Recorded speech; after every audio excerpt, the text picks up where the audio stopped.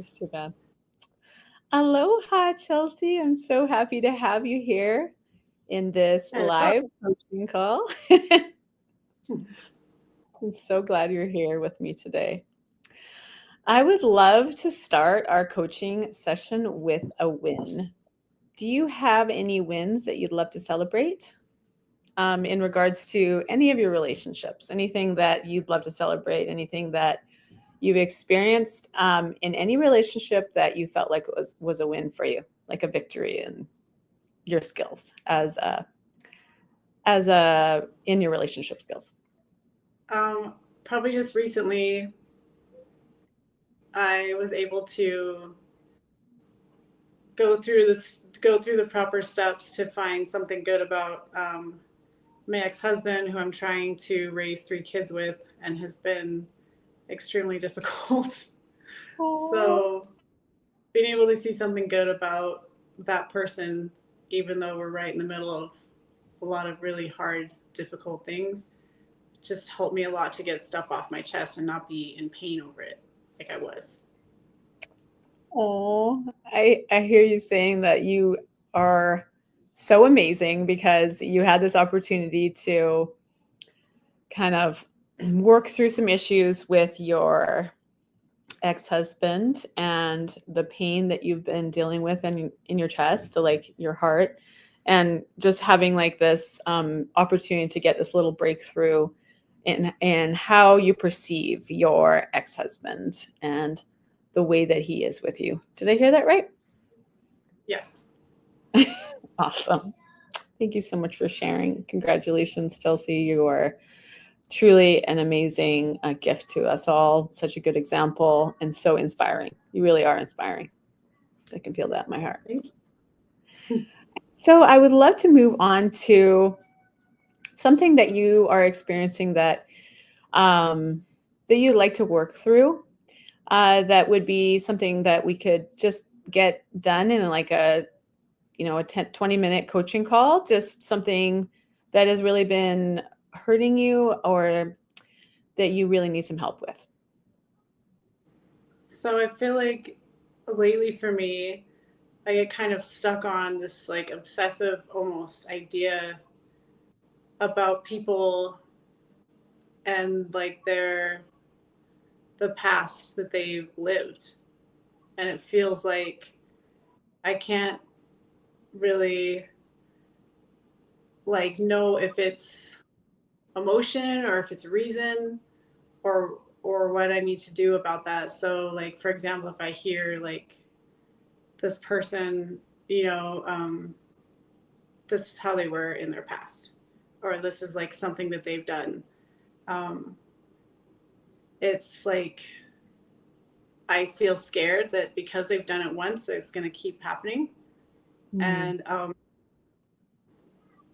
and it feels kind of hopeless. But it also is hard because I care about them, mm. and I want to see the best. But then, like my voice of reason is like,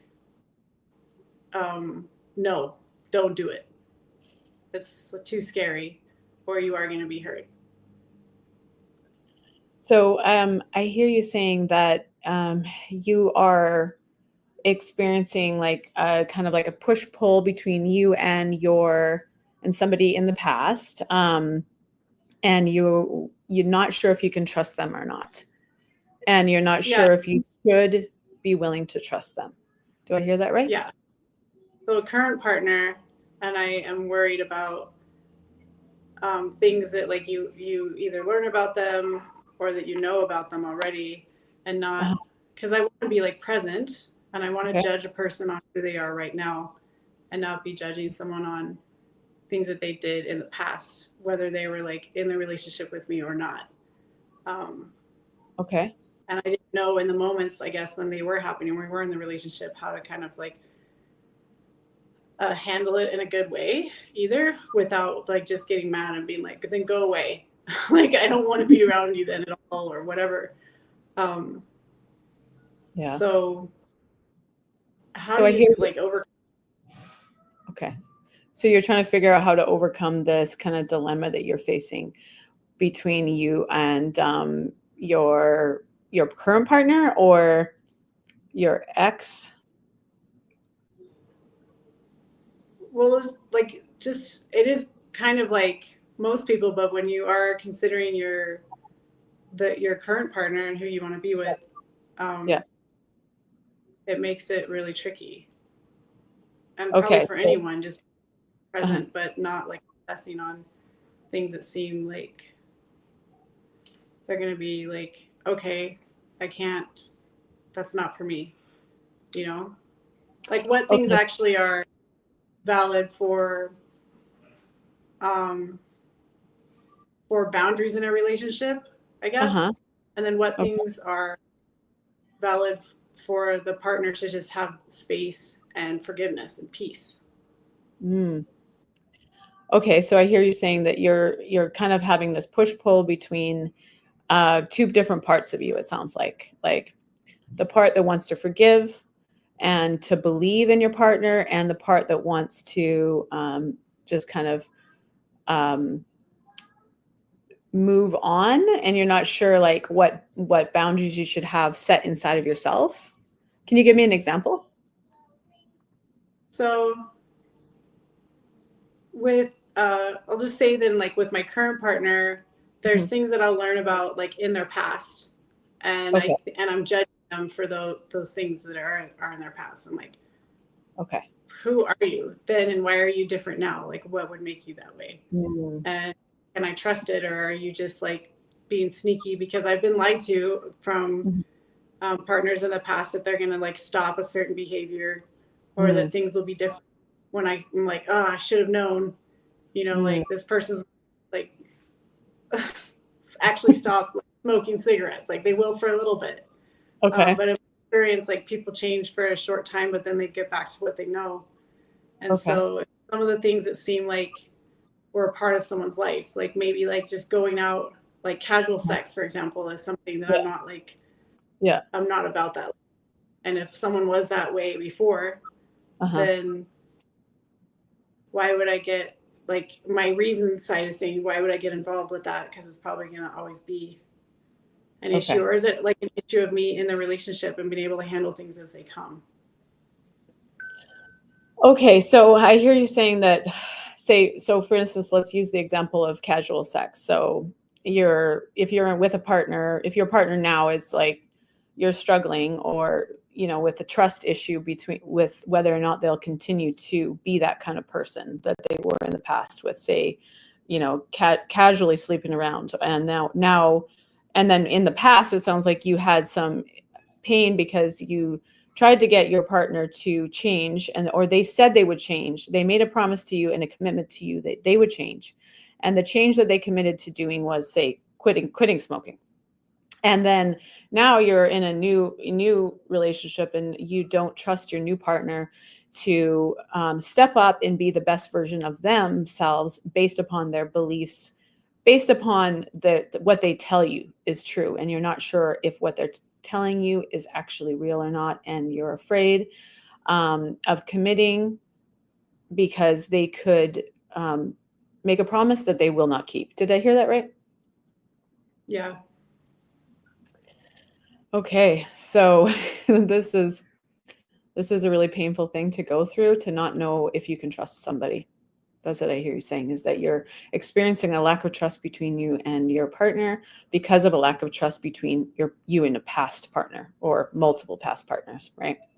So I'd love to, I can totally relate to this, and I can totally relate to the pain that you're experiencing, and this kind of push pull between like what is the right approach, and what is um, like just protecting yourself. And so for a long time, what I would do in my relationship was I'd try to protect myself. And in order to protect myself, I kind of like had a belief, like a story I was telling myself, that the person that I love, like my husband now, um, he wouldn't keep promises to me. And I felt like he didn't keep promises to me. And so he wasn't trustworthy. All right. So I believe that about him. I had lots of evidence to prove that he wasn't trustworthy. And so I would speak out aloud all the things that he did that were not trustworthy. And I told him this, and I had lots of evidence. And every time he did something wrong, I told him so. And by telling him this, I created this rift between us. It was like a disconnection, and it kind of like a wall between me and my husband. And it didn't let the love and the spiritual connection and intimacy flow. So we were always like against each other because I only could see what he was doing wrong. And when I started to learn the skills that I now teach, I learned that in order to bring about the best in my husband, I needed to see the best in him. So I reframed the way I thought about it, where you are not, which my belief system was, you are not supporting me. You are not on my side. You do not keep your promises.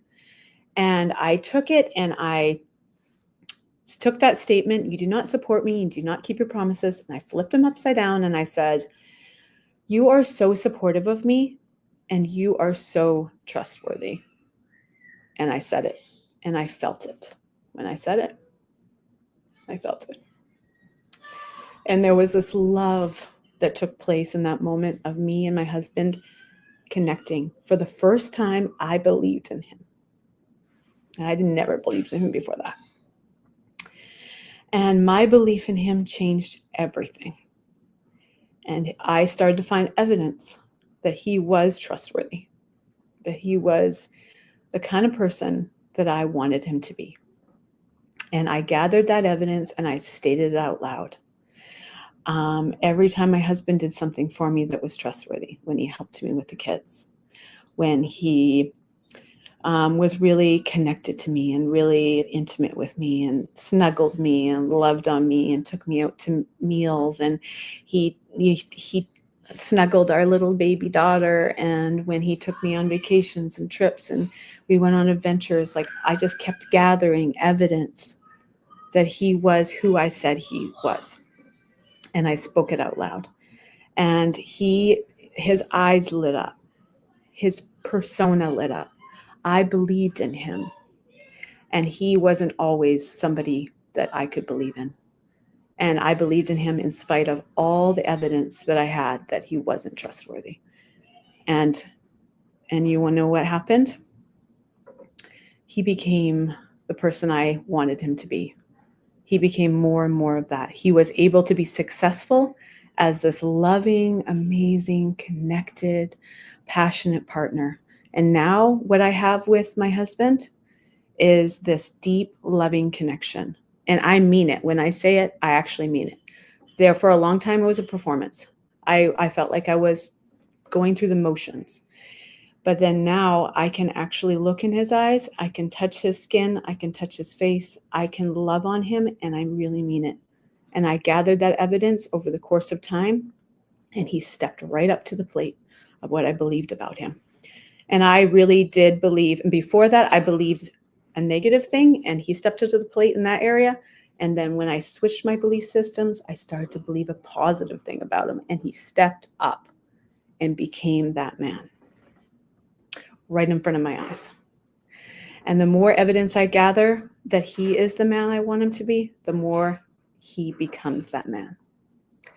So my invitation to you, Chelsea, is to see in your partner what it is that you want and to state aloud the thing that you actually want. So what is the negative belief right now that I'm assuming it's that he's not trustworthy, or that he isn't, do I hear that right? Is it that he's not trustworthy? It's like, I guess the negative belief is that this person's going to hurt me because of who they have been.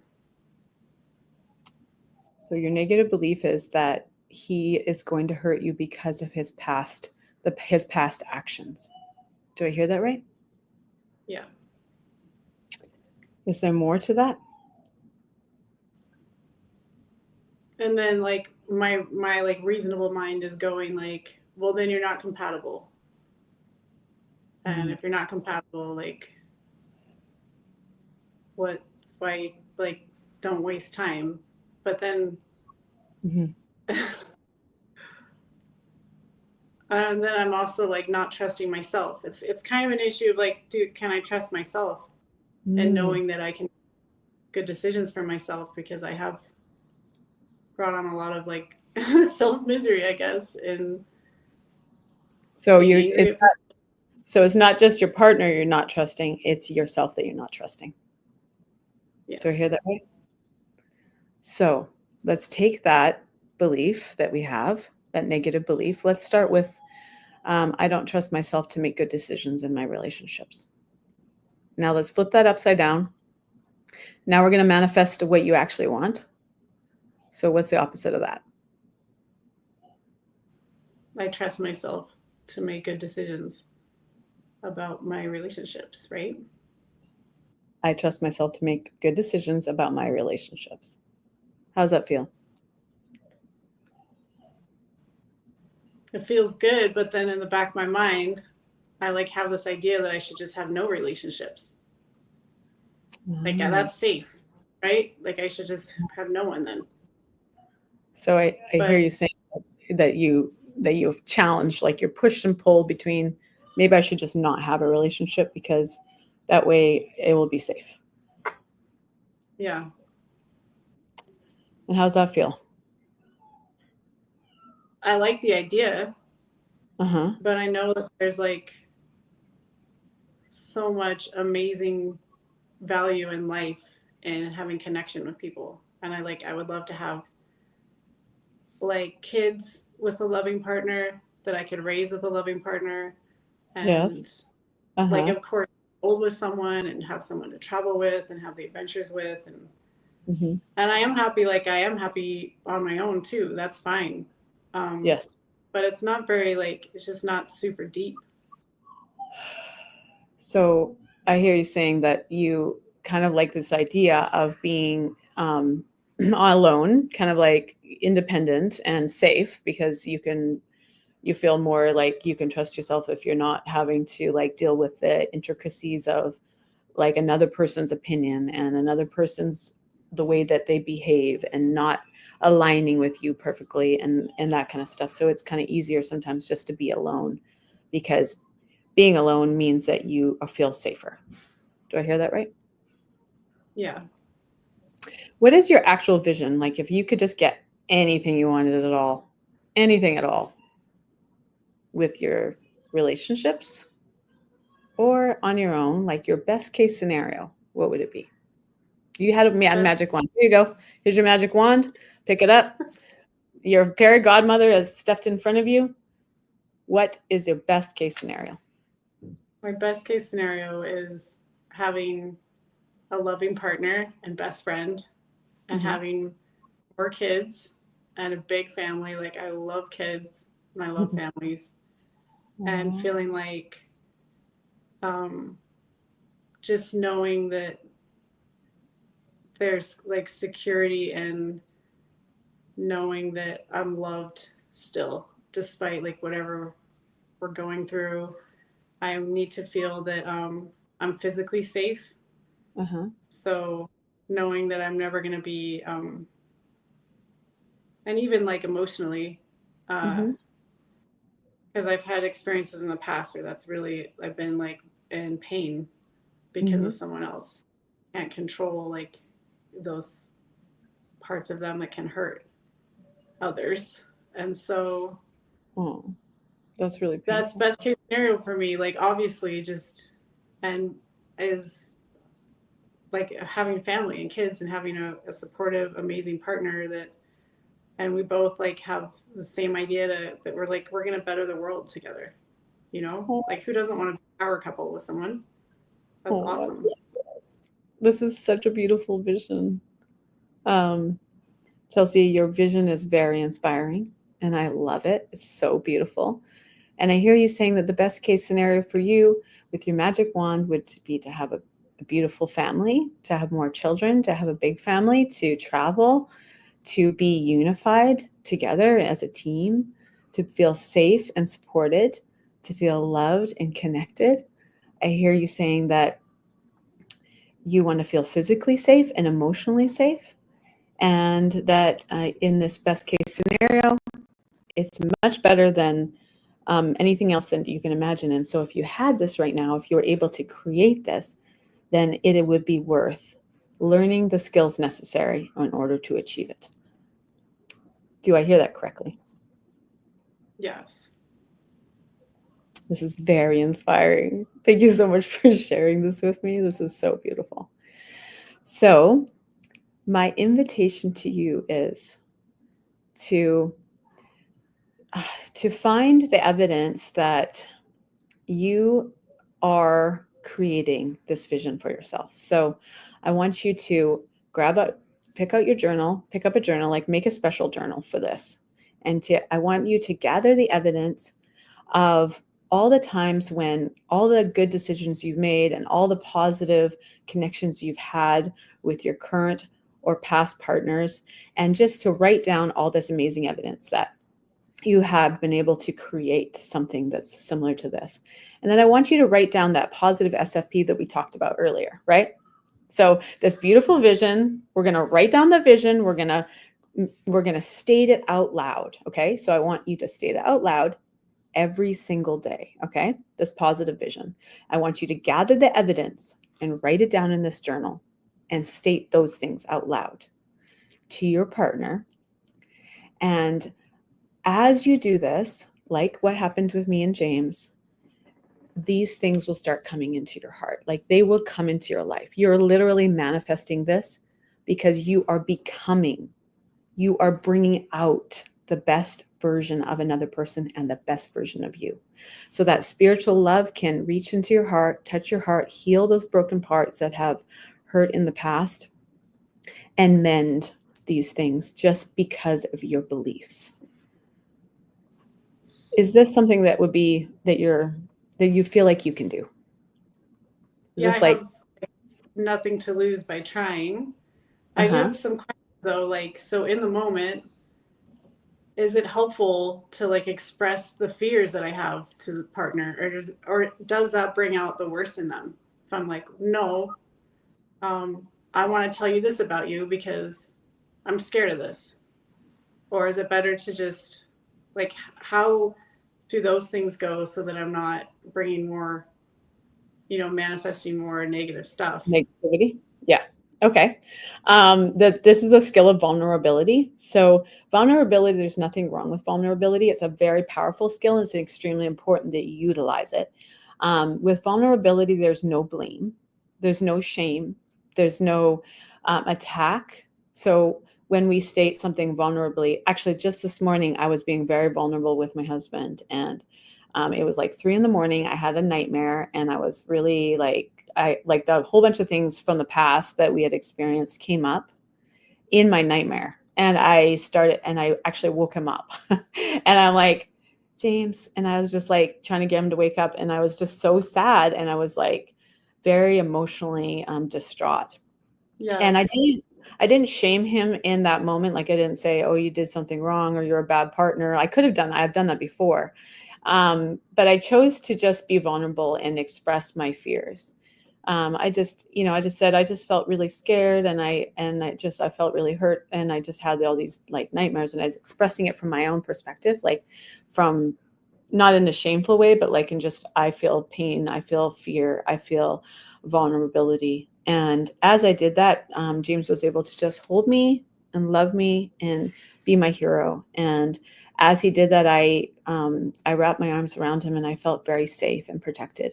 And I told him how grateful I was for his that intimate connection. I became very feminine. It's a very feminine thing to be vulnerable and to express that to our partners. And it allows them to step up and just hold you and love you. And whereas like if when I used to complain about James, I used to just point out all the things that he was doing wrong. It's very disconnecting, and it's not vulnerable. It's not really vulnerable. It's more like a protective mechanism.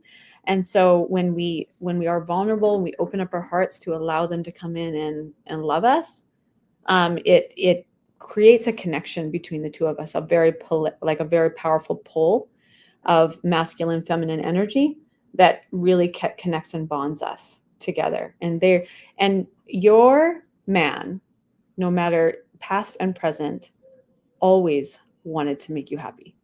I just want you to know that they always wanted to make you happy. They were not successful. So when we're vulnerable with our partners and expressing our fears, they can successfully be our protectors and be, just be there for us and hold us, as long as we're not using blame and shame. Do you hear what I'm saying?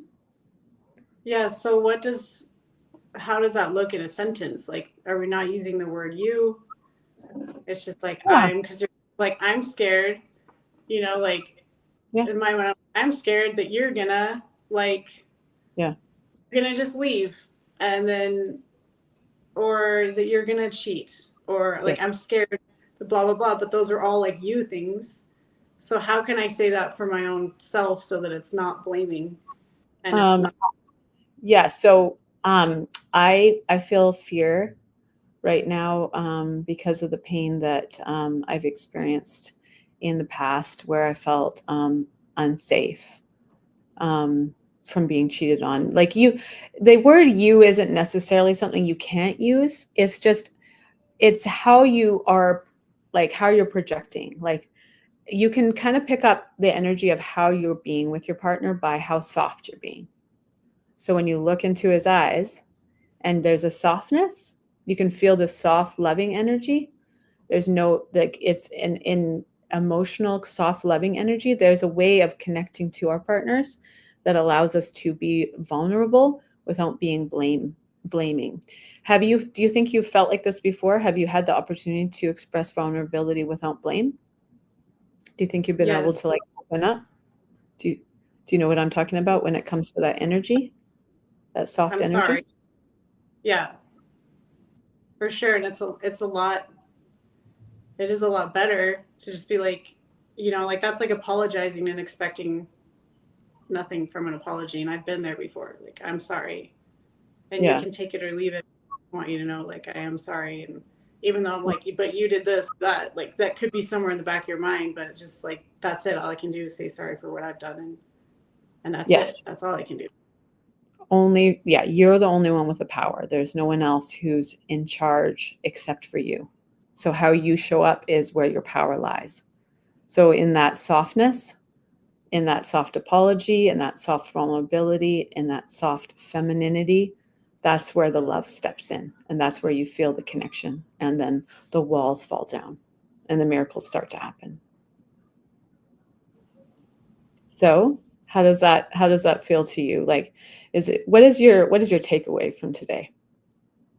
Chelsea, like what's your major takeaway? Like, I know we talked about a bunch of different skills, and I like to stick with one skill, but we had a few other things we worked on. So what is something that like you think you can take with you for this week, that you can implement like today or tomorrow in the next few days, that would be really helpful to you? Like what's the most helpful thing that you can do for yourself? Which skill do you like the best? Or just let me know what your thoughts are. What's your takeaway? I think probably doing some of the journaling Uh-huh. and looking for evidence of, like, searching for the evidence of the good things, because that's like a really hard thing for me probably when I'm Oh, like this like obsessive thought in the front of my mind about something that's not good, and it's hard to get that thought out okay. when that's all that's there. But if I can pivot that enough to occupy that space in my mind and my heart with positive things, then it's not as painful and it's not causing the conflict. Okay. So I hear you saying that your takeaway is that you get this opportunity to write down the positive things that you can gather, the positive evidence of the things that are happening in your relationship, um, that you can focus on those over the things that are not happening. So you're focusing on the positive things rather than the negative things. Did I hear that correct? Yes. Awesome. Is there anything else that you wanted to share with your takeaway, or is that basically it that you'd love to implement? I feel like there will be more, but I just need to like think on this for a little bit.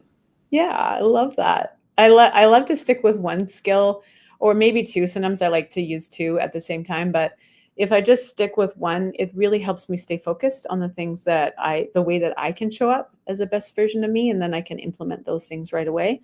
So if it's too complicated, it can get to be a little bit messy. So I love that you have one really good takeaway, and that you can get your journal and start gathering evidence and start stating it out aloud, and so that you can keep your eyes focused on your goal, on your best case scenario, rather than the things that you have been obsessing about or afraid of. So it's what we focus on grows.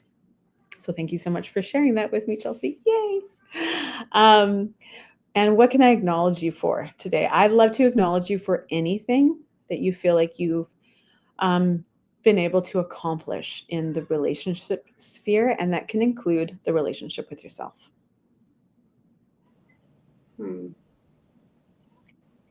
I think I did have a win. I did have a win today when I was able to find something positive about my ex-husband, because it's been a lot of really negative lately, and that was major for me. So I hear you saying that you were able to find something positive about your ex-husband. Wow. That's amazing. I really want to congratulate you for that, because it is so hard with exes to see anything good about them. Because especially when, if you've been through a lot of trauma with them, obviously, because you're split up, right? So seeing something good in them is really beautiful. And I know, like, when you share custody of children and things like that, can be really hard. So you're trying to co-parent. And so I really love that you are willing and open to seeing something good about your partner, your ex-partner, even though that feels impossible at the moment. So that is really an amazing thing that I'd love to acknowledge you for. And you are such a magnetic feminine goddess that you're able to actually do that. No, I'm serious. That is so amazing. Chelsea, that's beautiful. Thank you.